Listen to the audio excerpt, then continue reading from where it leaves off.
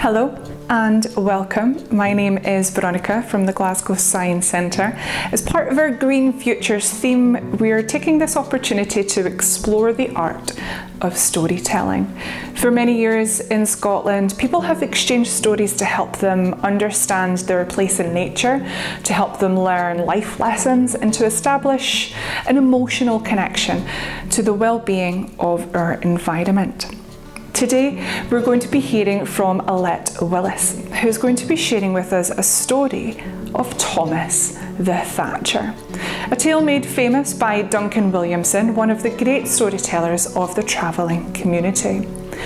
In the story, the Justice of the Peace is asked to weigh in on a rather strange case, which is causing tension in an otherwise happy village.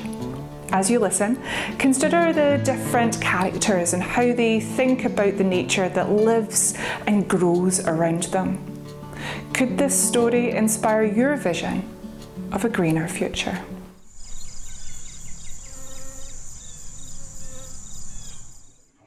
Thomas the Thatcher was very good at his job. He knew what straw to cut to fix roofs. He knew how to cut it. He knew how to bind it together and store it so it stayed fresh until it was needed. And then he knew how to lay it out across a roof and fasten it in place so that no wind could lift it away. Thomas lived in a lovely village full of wee houses with tidy roofs, all of which Thomas had done himself. Lairds and ladies would take their carriages through the village and admire this picturesque wee place. And soon those carriages were being sent for Thomas, and he was brought to the estates of the wealthiest people in the land to fix the thatch on their roofs.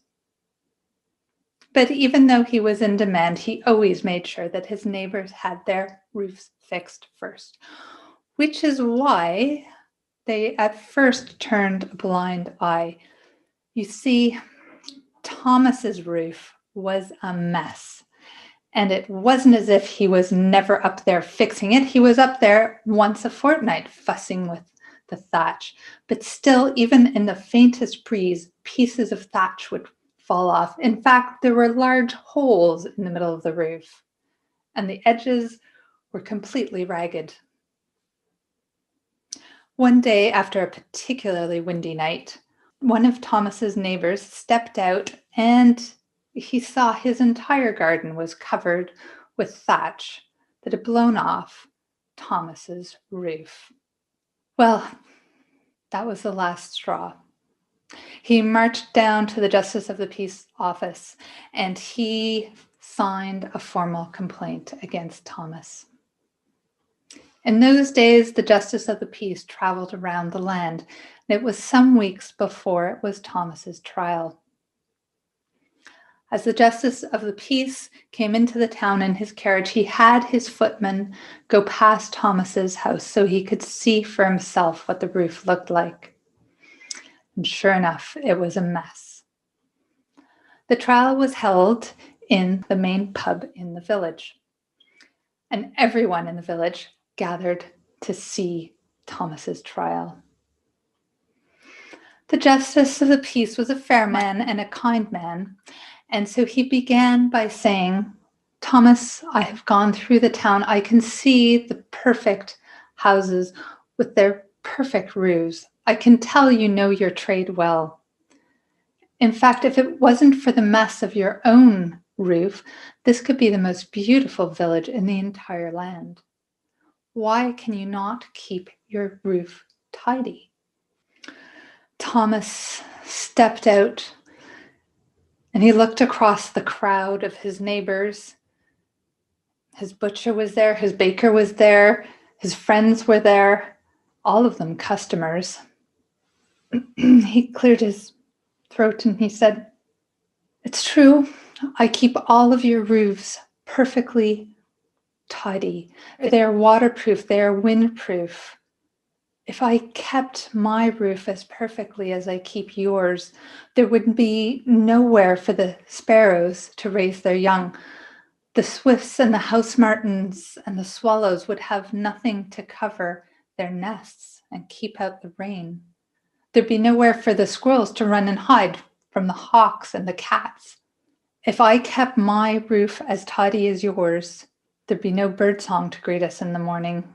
There'd be no squirrels to plant the acorns and the hazelnuts in the ground. There'd be nowhere for the bees to make their honey. And that is why I keep my roof the way I do.